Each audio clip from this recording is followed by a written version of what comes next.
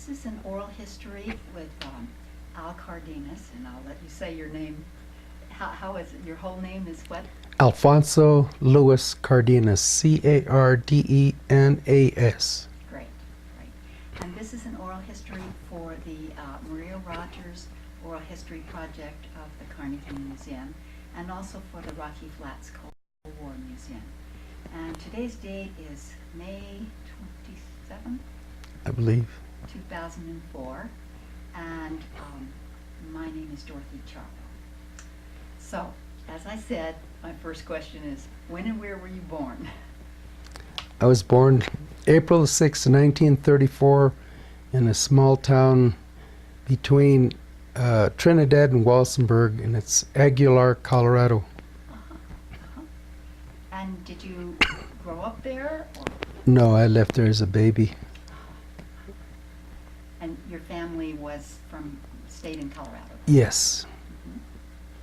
And where did you go from there?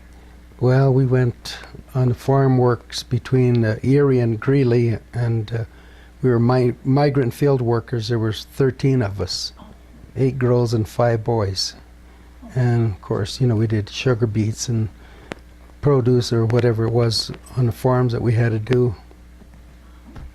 It wasn't a pleasant job, but that's what we had to do. Yes, yeah. And where did you go to school? Went to school in Erie, Colorado.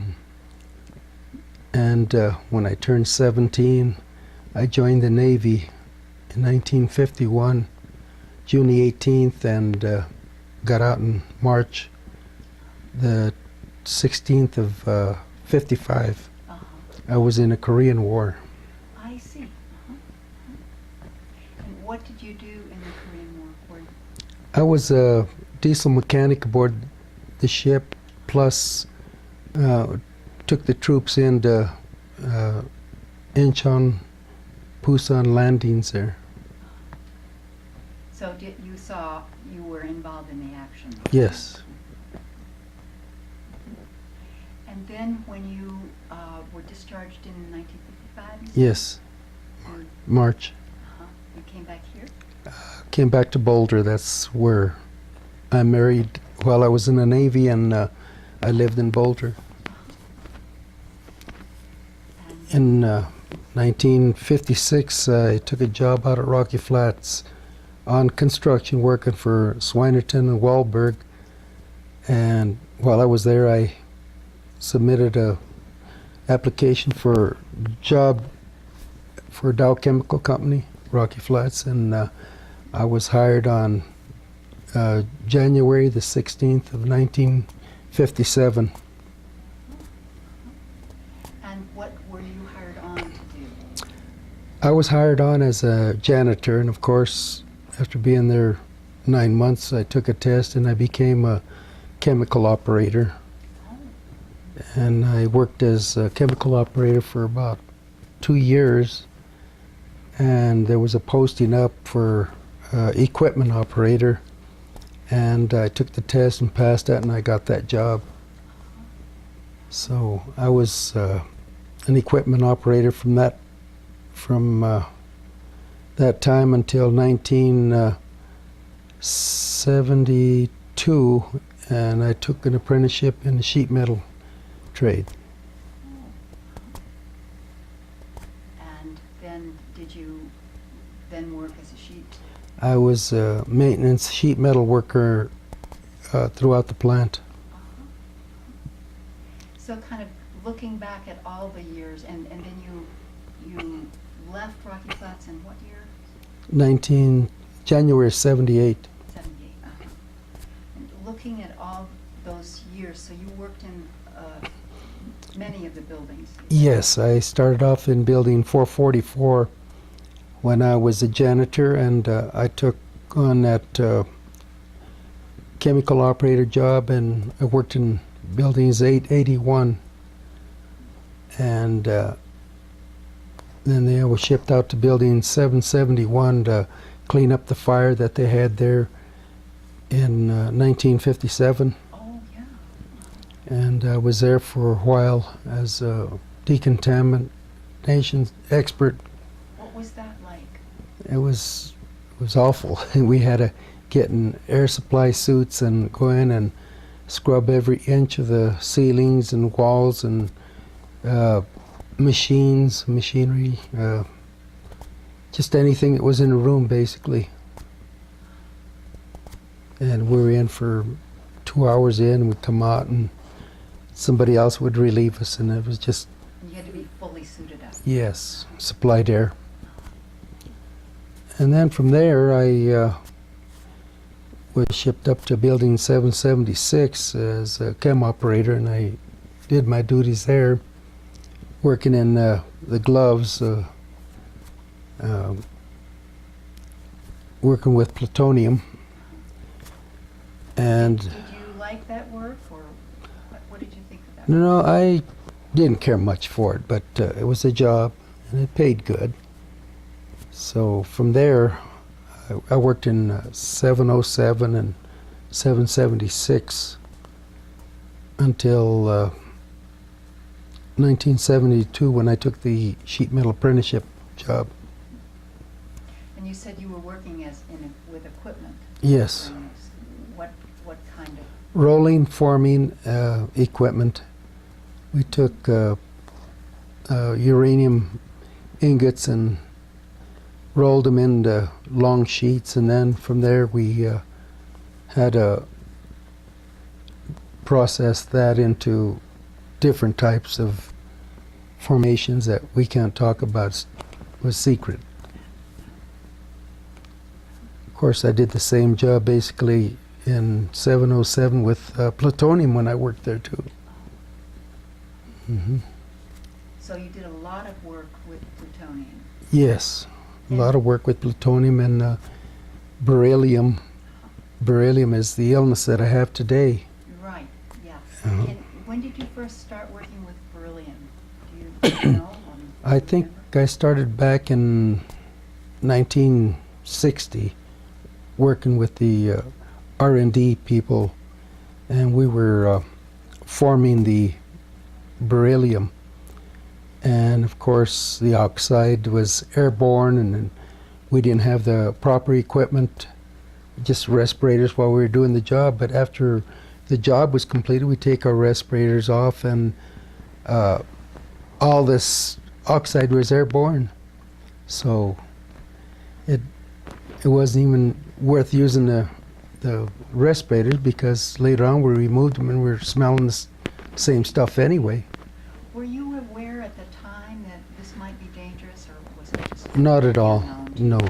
No, they didn't tell us any of the dangers of working or handling this beryllium. And now if they should have had it enclosed in plexiglass like they did the plutonium.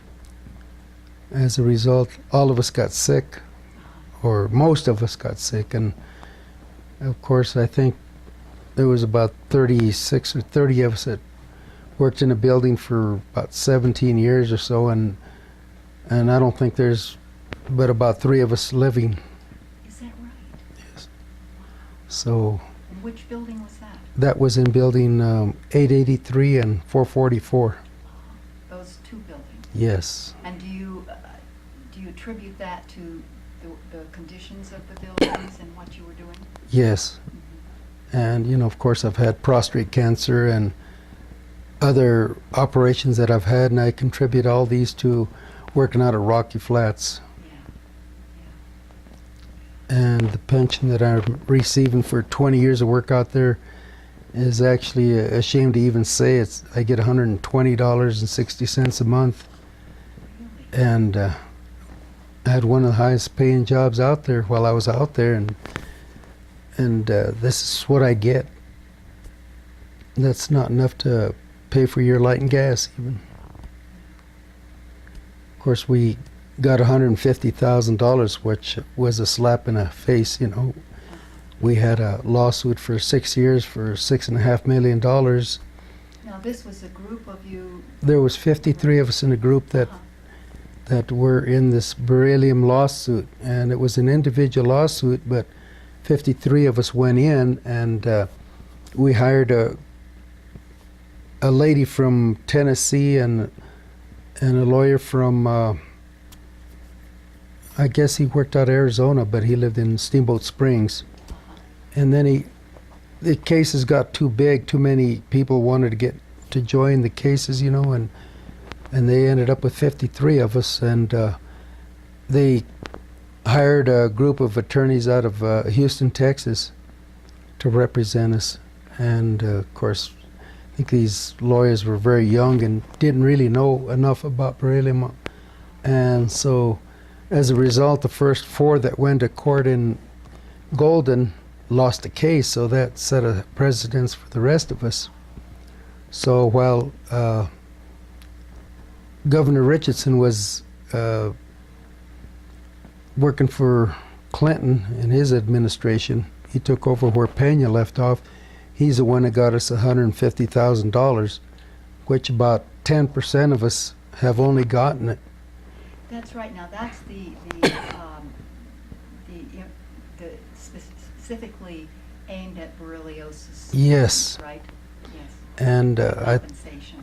I think the government allotted them $74 million, and 10% of us got the $150,000, which I think the administration or whatever taking care of the paperwork got most of the money. And so the other people are still fighting to get the money, and they're trying to get the government to appropriate another $74 million. But I think what they're doing is investigating as to where the monies went. Yes. Because 10% wouldn't eat up $74 million. So it's a sad situation because we live from day to day with a lot of different types of pains, and always tired and can't travel because of our oxygen. If we fly, which we can't anymore, is because it costs us about $100 to get their oxygen on a plane, and if you switch planes, it costs you another $100. So it's too expensive. So, and then we can't drive because we can't carry that much oxygen to keep going all the time. Yeah. Yeah. So it really messed us up. Now going back a ways, when did you first begin to suspect something was wrong? I think probably around 1968 or 69 I started coughing and I started night sweats. And I knew something was wrong, but I went to my doctor and he told me that he was going to run some tests for tuberculosis on me. And so they run TB test on me at Denver General, and I went to the VA hospital, and it says I didn't have tuberculosis. And then one day I got a letter through the mail, I think probably back in 1992, to go to National Jewish to be screened and take blood tests and stuff. And in 93 they went down into my lungs and they took some biopsies, and that's when they discovered that I had berylliosis. But before that you had no inkling? No, well, you know, first they says we had TB and checked that out, and that wasn't it. So, you know, we're at a loss as to what we had, and then getting all these night sweats and getting tired. And so there were a group of you that all had the same yes. symptoms. Mm-hmm. One of the fellows even had one of his lungs removed, and of course he died about 1.5 years ago. And who was that? Richard Stuart, Richard B. Stuart. But he had other problems too. He got asbestosis there, and he laid in the hospital in Aurora for, I don't know, 6 months or something, suffering. But and then he got that other type of disease called muscle disease. I can't remember the name of that disease. It's But anyway, he lost all his muscles and he lost a lot of weight, and I'd go see him before he died. Now, did you retire from Rocky Flats because of your health? Or did No, you- I didn't. It was something else that's confidential. I don't want to say why, but Okay. So you're leaving, when you left Rocky Flats, then you didn't know for a number of years. yes. Yeah. I knew I was sick, but I didn't know that I had gotten sick at Rocky Flats until I went to the National Jewish and they tested me there. And I took some tests at Rocky Flats, and so that was a good sign that I had it. Yes, yeah. Had any of your doctors ever kind of questioned you about what you'd been exposed to at Rocky Flats? Primary care doctors? Yeah. No. Uh-huh. As a matter of fact, I talked to a lot of primary care doctors, and they didn't know much about beryllium anyway, and still don't. Yeah. So, if I was traveling like in LA or someplace, New York or Chicago, and I'd have to go to the hospital, I'd have to tell them, or my wife would probably have to tell them that I have beryllium, and it's something like asbestosis or black lung, but they really don't know for sure. And they don't have any cure for it. Yeah. So this disease what we have is terminal. And would you say that you started getting symptoms, you said like in the late The 60s? 60s, Mm-hmm. so you've had it a long time. Yes, I was coughing more, and it kept getting worse. And then doctors told me that my esophagus muscles were collapsing, starting to collapse. And Because of the coughing? yes, and so he put me on oxygen. He says, I'm going to put you on oxygen because you got to have it at night. And you could wear it in the daytime if you feel you need it.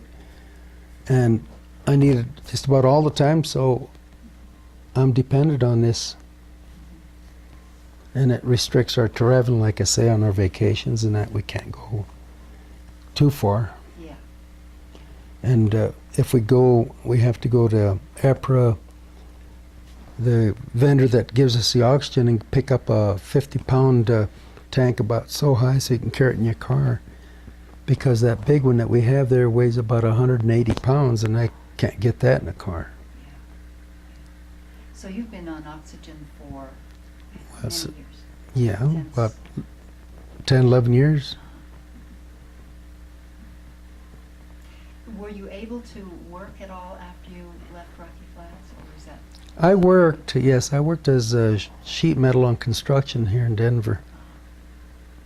hmm I was forced to work. I had no other funds coming in or didn't have a business, so it was just had to work. Yeah. And I noticed that I was short-winded. It was kind of hard to keep up to the other guys when you had to carry stuff upstairs and that all the time. Well, looking back at the work at Rocky Flats, you must have a lot of different kinds of feelings about it. Well, at the time I was very happy to get on there because, it was a great job. So we thought it was a good paying job, and you had to have a Q clearance, and which was the highest security clearance you could have in the United States, and therefore your credit rating was high and everybody would give you credit, Yeah. And but later on in the years we found out that it wasn't such a good place to work after all. When you get sick, you have the money, you burn it all by going to doctors. And on this lawsuit, well, we got the 150,000, but our spouses got 100, and out of that 100,000, they had to pay all the costs that we had incurred at the National Jewish. So that left them with about $35,000. Oh my goodness. So all the money that my wife got went into paying the National Jewish Hospital. I think that was a very sad situation. I think State Com should have just ate that bill up. Yeah. Now, can you explain to me how workman's comp didn't cover this? I mean, this was clearly a work-related. It was work-related, and State Comp was covering everything until we did the lawsuit. Oh, I see. And then once you filed for a lawsuit, and if you got any kind of compensation, you would have to pay back the National Jewish or State Comp. Okay. So I think this was very, very unfair. Yes. And then the government lied to us and told us that they didn't give us any dangerous warnings about beryllium. It was some kind of a deal that the government made with all these AEC government facilities to keep it under their hat, but they knew it was dangerous. But they just didn't tell us. Really? Mm-hmm. Yes, because I remember that Dr. Newman said something about, there had been things known about beryllium. Mm-hmm. Of course, people from back in Paducah, Kentucky, and Nashville, Tennessee, and all them places, those people are getting sick too, and they didn't know why they were getting sick, and they weren't diagnosed as such until Dr. Lee Newman started this program at the National Jewish, and that's when they started testing those people back there. And it was a sad situation because so many of them were dying. Yeah. That's our government, So it has left you with some bitter feelings? Oh, very bitter. Yeah. Yes. Had I known I was going to get sick like this, I had never worked out there. Yeah. Yeah, I think everybody's pretty angry that has this beryllium with our government, That's the way our government works. Did you have feelings when you worked there? You said you were happy to get the job. Yes. What was it like for you? Did you? Well, it was like a great honor to be hired out there, because of the clearance. And when there was a job opening, well, then they hired the best, I think. That's the way I put it, And, of course, they wouldn't hire anybody with a criminal background or anything like that. So it was pretty nice working with people that weren't criminals and stuff. And then it was pretty dangerous there, so you had to have special people working there. How was it for you being Hispanic? What was that like? It was pretty rough. We had a lot of discrimination going on against the Hispanics and the Blacks, and I think they showed favoritism and giving jobs to certain people. They says that we weren't qualified to do the work, and some couldn't pass the test and stuff like that. So when I was hired in, I think there was probably 9 blacks and 9 Hispanics out of 1,200 that were working out there. Wow. So that wasn't a very big percentage. So Were you surprised that how did you get the courage to apply with that kind of low? well, I didn't know until I got in, and I did run the top management up to equal opportunity, filed grievances against them. It was a rough deal going on. Yeah. I saw a lot of discrimination there, as I saw in the Navy when I was there. The Navy was no different either. And most of the Hispanics and Filipinos and the blacks that were in the service were given jobs cooking and stuff like that, taking care of the officers' quarters and stuff. Now you had a better job.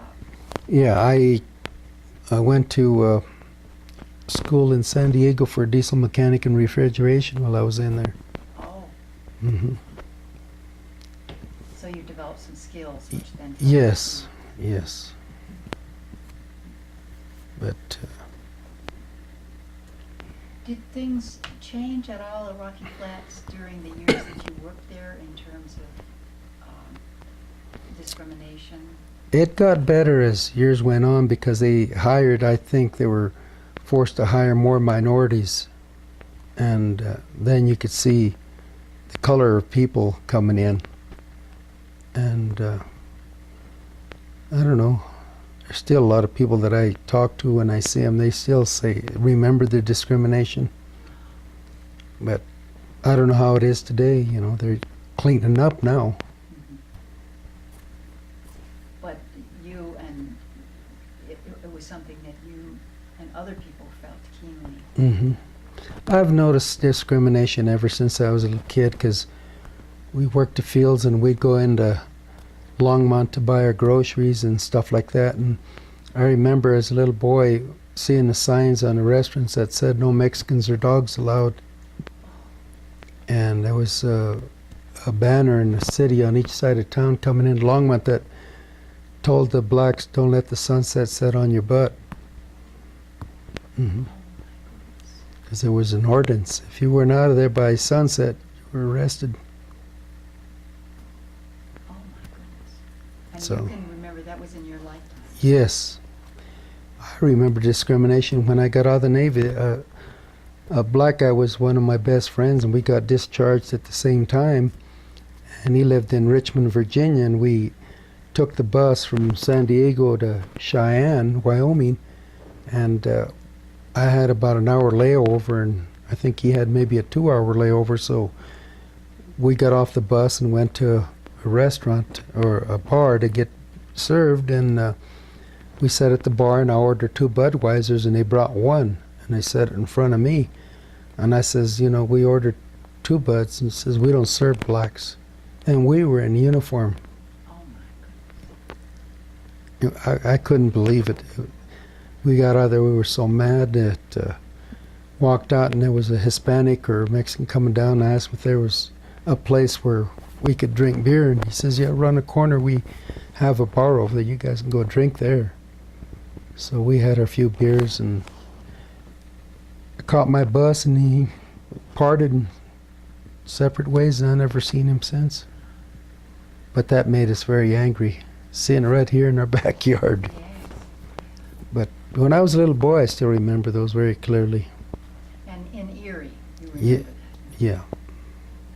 In the schools or? The schools, I didn't notice anything in the schools. I didn't even know anything about blacks because we never came to Denver, you know. And I didn't see a black. I seen some Japanese, you know. But that's when the World War II was going on. They had shipped some of the Japanese over here to Erie to work the produce farms and stuff. Now, when you got out of the service Mhm. and moved to Boulder and applied at Rocky Flats, Mhm. do you know what led you? Do you remember what led you to apply at Rocky Flats? Well, I had a How did you hear couple. about it, you know? Huh? How did you hear about it? I had 2 or 3 friends that worked out there, and they asked me to put my application in out there. And so I did, but I got in on construction there first, and then it was very easy to go down there during our lunch break and pick up an application. Uh-huh, uh-huh. So doing the construction then kind of led you to Yes, apply yes. for- I think it was easier to get on because I had worked there, see. Right, yeah. Were you there when they started hiring women in the production areas? Or was that later then? Probably I think in 1977 I first saw, no, I remember one black lady that went in as a radiation monitor. And that's the only time I ever seen anybody out in the work area that did any monitoring or anything. But up until 1978, I guess after I left, they started hiring women to do production work and stuff. Uh-huh. So Did you have any personal experiences getting contaminated? I did. I was contaminated a few times and had to go to medical. They'd take you to medical and they decontaminated you with Clorox and stuff like that. What was that like? You had to strip down? Yes, you had to strip down to, you were naked in there and they'd scrub you down. Was that anything frightening at the time? I mean, did you? It was frightening, you know, because if you exposed it in your lungs or something like that, then they'd send you out of state to flush out your lungs, you know. And there was not too many that ever had it done, but during that 76 fire, a few, I think there was about 3 or 4 that had to go, they were shipped out. I don't know if it was to Tennessee or someplace to have their lungs. And of course, one that I remember had his face all scarred up with plutonium. I don't even know if he's alive today or not. It was very scary going in and cleaning them fires, though. Oh, yeah. Now, you were there for the 69? I was for both fires. Both fires, yeah. And were you a part of, what did you do in the 69 fire? I was the chem operator at that time, and we had to decontaminate them. While they were fighting? I'm sorry? While they were fighting the fire? Well, after they fought the fire, we had to go in and clean up the areas. Oh, I see. You had to decontaminate the areas. And the fire they had in 76, well, I didn't get into much cleanup on that one, but I did see it. I saw the whole building, the way it was messed up in there through. In 76? Yeah. What was that? What building was that fire in? In 76, that was in 776. Was that a bad fire? Yes, it was. They're lucky that didn't blow the building up. Oh, really? Hmm. Now, I had heard that one about the 1969 fire. Hmm. Is that the one you're speaking of? Well, yes. Okay. 57 was the first fire, and that was in 771 building. And then the 1969 fire was In 776. I see. Okay. Yes. Very dangerous. Yeah. A lot of people, I think, wanted to quit and run, you know. Really? It was pretty bad. Could have did a lot more damage and could have got the whole Denver area contaminated too. So we really lucked out on those 2 fires, especially the 69 fire. That was bad. Did you know it was bad at the time? I mean, could you tell in terms of what was going on? No, because they had some pretty good safety precautions, you know, at that time for plutonium. They didn't have those for beryllium. So, you know, we had to work careful and smart, and everybody had to, you know, we had to be alert all the time. Because if you let these, you had conveyor belts and you set these on pods and they move down the line, and if something would happen, that the line would break or something, the conveyor belts still keep going, it could pile all this plutonium, and then it would go, it would explode, you know. So Because when you put too much of it, of course, together, yeah, it'll go. Hmm. But we lucked out a lot. What do you think was the luckiest part of that 1969 fire? The luckiest part is that the firemen went in there and they guessed at what they had to do, a lot of it, you know. Because there was other stuff like, I can't remember the stuff, but if you hit it with fire, it would just take off faster, you know. And it didn't get in that area. Magnesium. Oh. If you hit magnesium with water, it'll take off.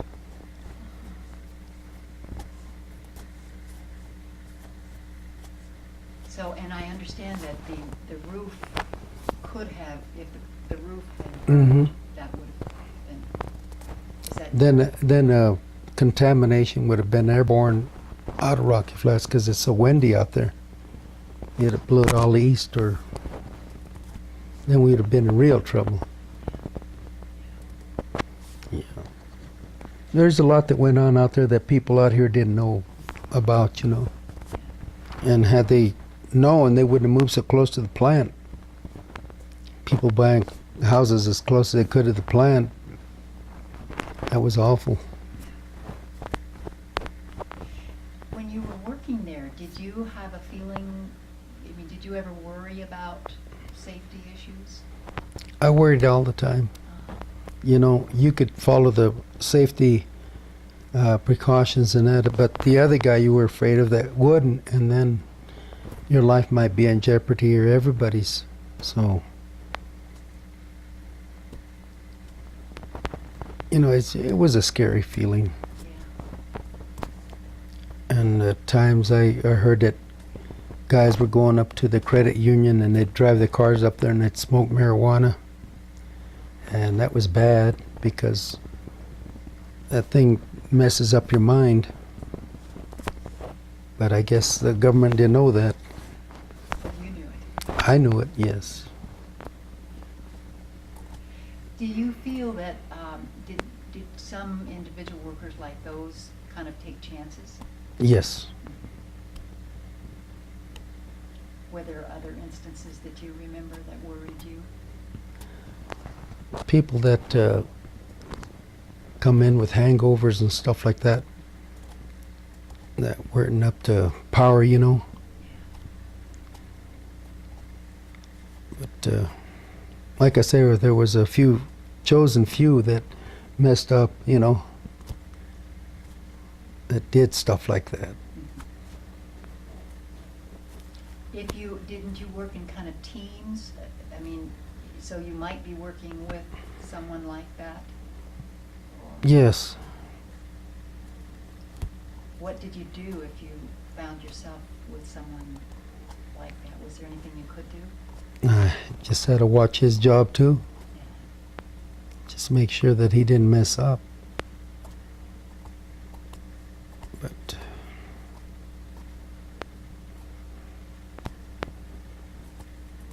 Now, were you a member of the union? yes, if you want to call it a union. See, I get 120 a month, so that tells you how good the union was.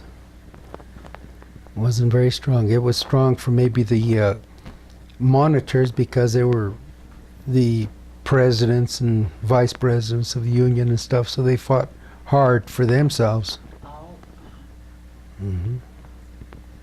but not for the rest of the workers? Yeah, they didn't fight hard for us. As a matter of fact, the maintenance were very upset, you know. Because when we first started out at Rocky Flats, they had about 18 different unions out there. They had the welders, electrical, and so on and so forth, Teamsters. Each particular work. Yes. And then they got the United Mine Workers in, and they thought that was a good deal, but it wasn't. But then again, too many unions weren't good either. Mhm. Yeah. Did you ever try to approach the union with any either safety issues or personal issues or supervision issues? I did at times, but you'd have to go to your supervisor first, you know. Go the chain of commands.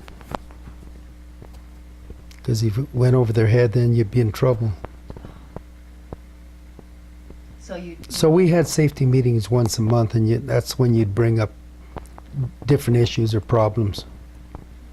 Like seeing the filters get black, and that was contamination. That, you know, they should have had filters changed all the time, you know. Oh, yeah. And So you would see the filters get yes, black, and you knew yes. that was because they needed to be changed? yes, and most of that was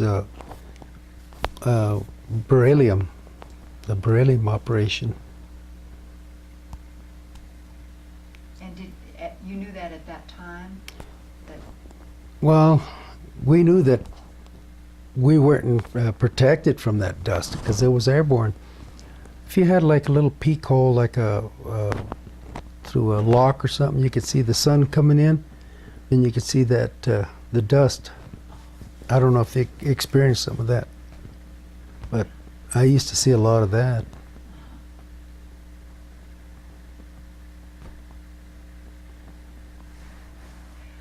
What do you think was the most disturbing or frightening thing that you can remember out there? Just the fires, you know. Fires. Yeah. And you said you cleaned up after the 57 fire, and you also did a lot after the 69. No, I did more at the 57, but I did some during the 776 fire. But they got their special teams for cleanup, you know, on the 776. I see.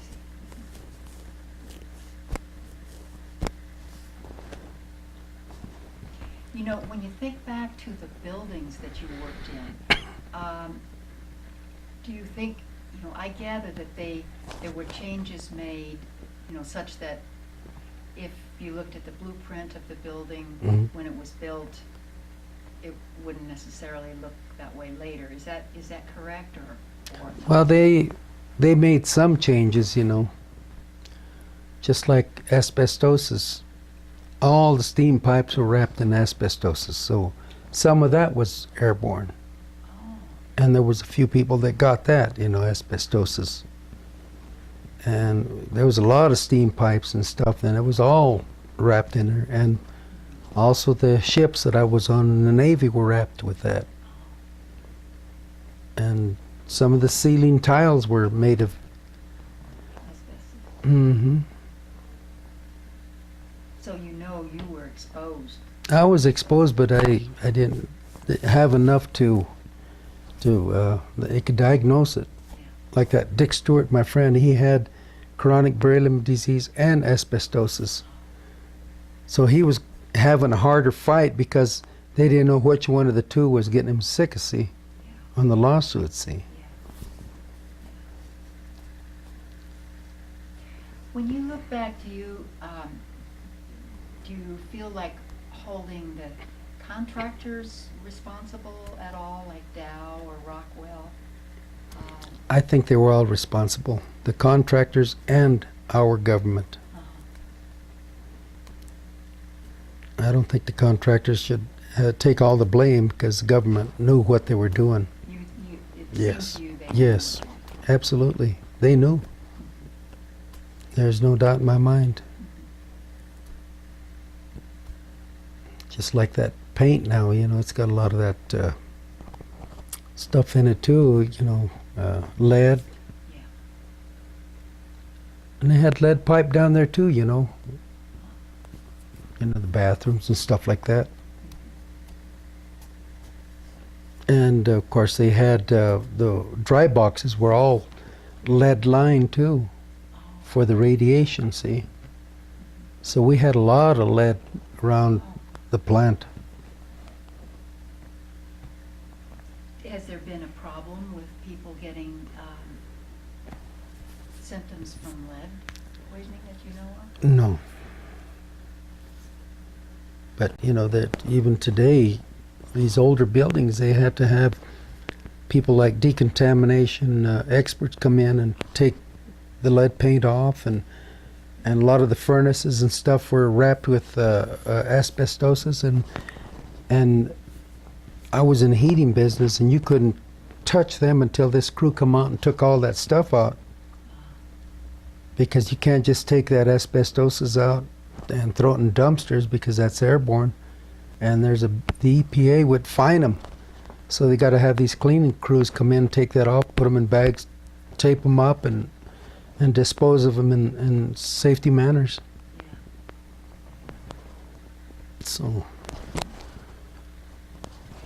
So at this point, you have chronic beryllium disease. Yes. And prostate cancer.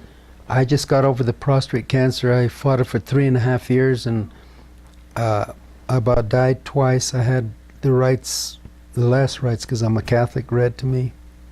the anointment and stuff. But yeah, I come close to death 2 times with this beryllium, and I'm still here. Somebody's looking after me. How do you think it has affected your life overall? In addition to the problems traveling. Well, sexually too. I can't perform anymore. Oh. It's been now 2 years, and that's awful because I was very active, and now it's nothing. So And is that related to the beryllium disease? I would say so. Plutonium, radiation. Yeah, I believe that's true. Now, they often speak of people that have worked at Rocky Flats having what they call a body burden of Mhm. plutonium. Mm-hmm. Do you think that you have that, or do you know? Well, I don't know, but I know that I had a lot of radiation. And back then they had these big ingots that weighed about 2,000 pounds, and they'd have them stacked up about 4 high, and the guys would sit on them. Believe that we were stupid enough to sit on them. And that gives off a lot of radiation, Yeah. more than radiation when you have X-rays and stuff.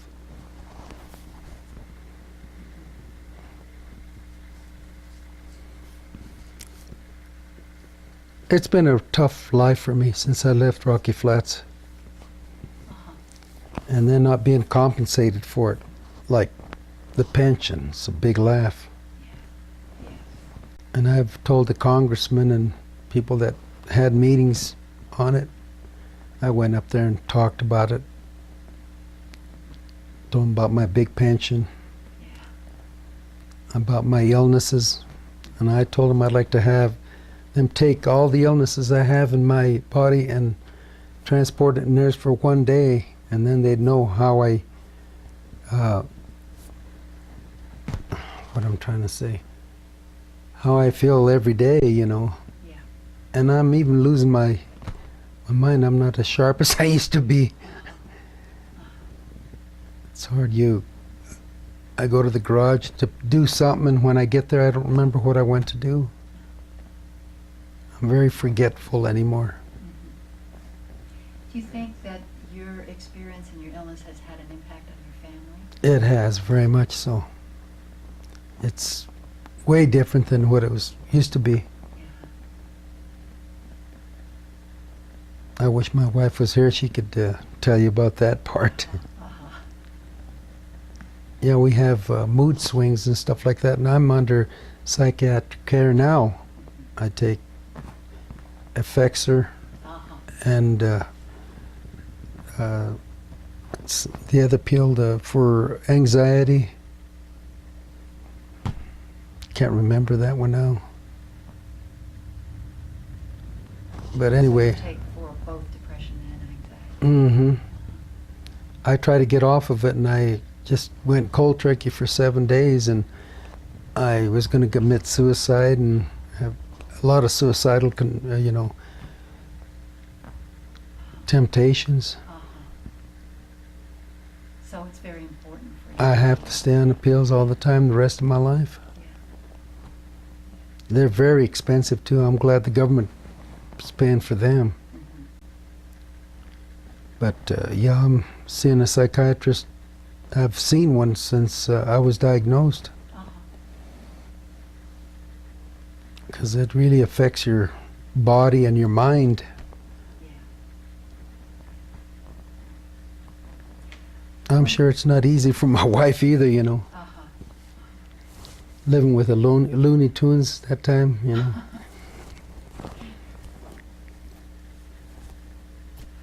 it's a hard story. Yeah, it's hard. It's hard. Nobody knows it but you, and of course my wife, my family. Yeah. When you were working at Rocky Flats, did working in a high security environment, how was that for you? I was very proud because I passed, you know, Yeah. to get my security clearances and stuff. And of course, every building had a different badge, and I had them all, you know. Uh-huh. They give you a badge, and they punched so many of them for all the buildings. And then when you're in maintenance, well, you got access to all of them.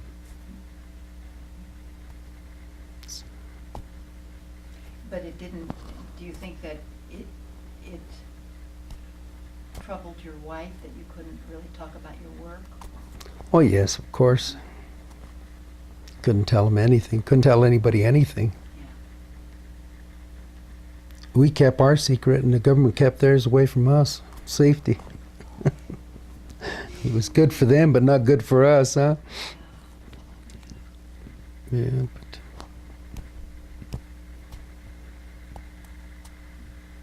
I really don't know what more to add to this. Well, you've said a lot. Hmm. And I think it's it's an important piece of the story. Well, the thing of it is that we just live one day at a time. That's the only thing we can do. And try not to worry about tomorrow, how you're going to feel the next day. I gather that some days for you are better than others. Yes, yes. You mentioned that you had an infection recently. I had to go into to Kaiser Permanente, and they sent me to a specialist, and they went down my stomach, and they took some biopsies, and they says I had like an yeast infection that women get, and in a month I lost 22 pounds, and I had a gargle with certain solution 3 times a day with that, because my mouth was full of pus. I couldn't taste my food, and I didn't want to eat, so it was weird.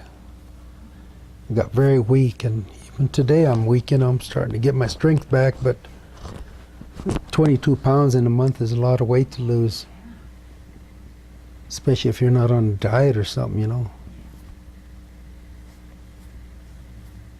And like I used to take my little doggy for a walk every day and walk a mile. I couldn't do it then.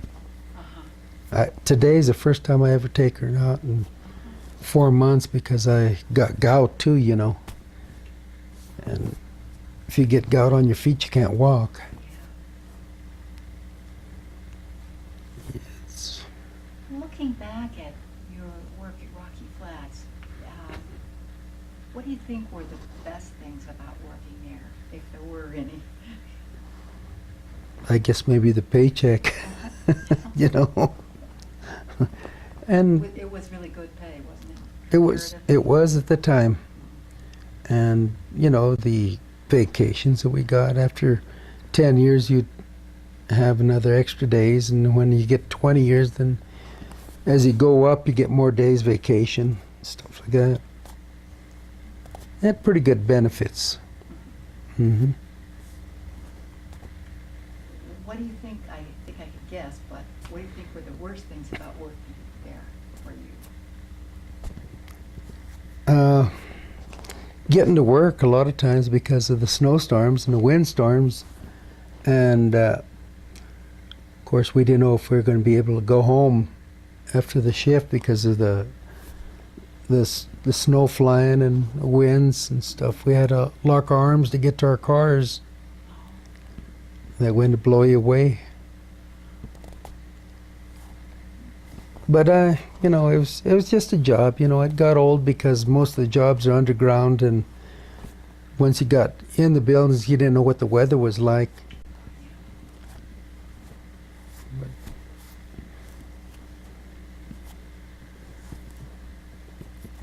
And then, of course, I guess the health problems Mm-hmm. you started having then. Mm-hmm. I've had 21 surgeries, by the way. Oh, really? Mm-hmm. That's more than my share. And I got a lot of arthritis too.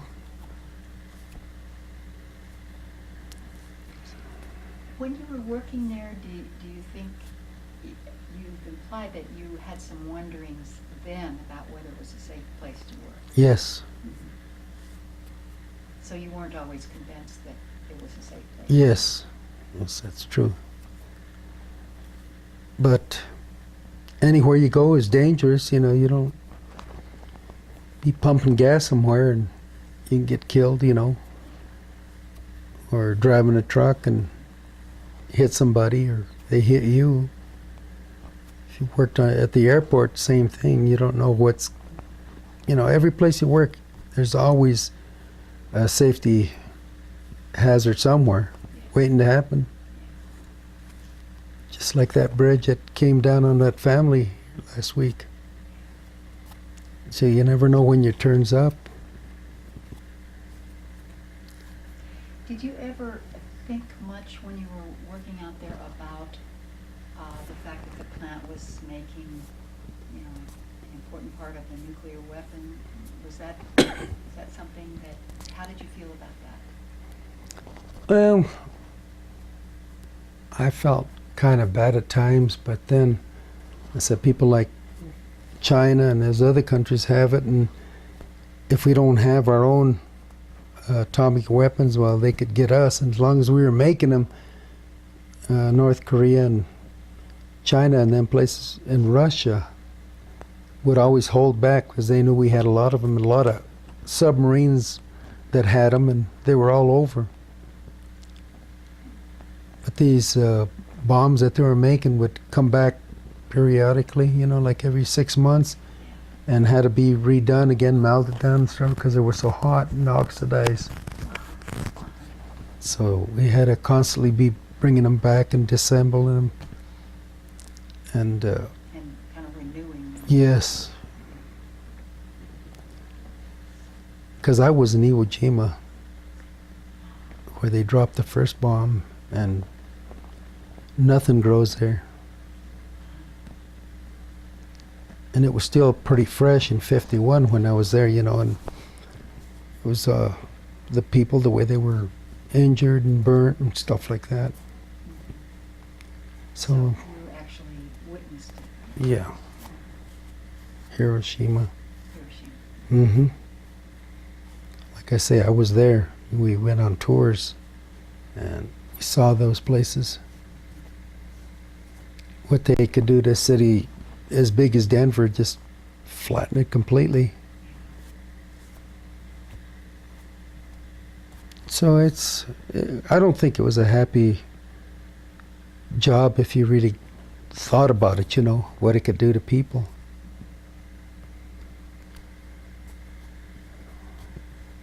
Like I say, it was a good paying job at the time, so we worked there.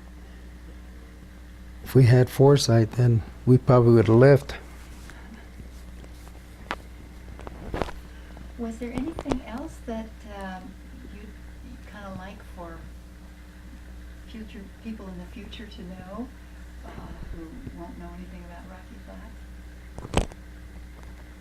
Well, just the lies that they told us, you know, what they held back on us, especially on beryllium, because that should have been encased in plexiglass like the other plutonium and stuff.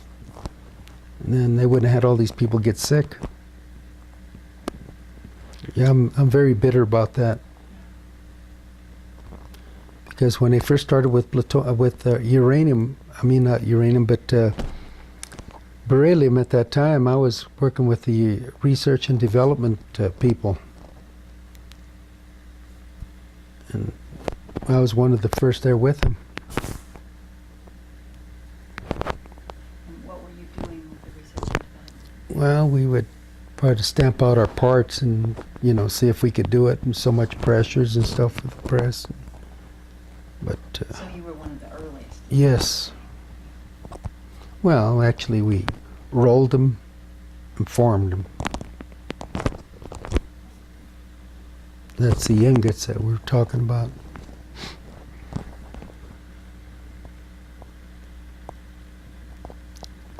And I guess that's just about all I can tell you about the part forming, because probably get in trouble. I don't know. Because they're still manufacturing the same products in New Mexico. Yes. See, our tape is running out, so Is it? maybe I should at least stop this tape now. So Okay.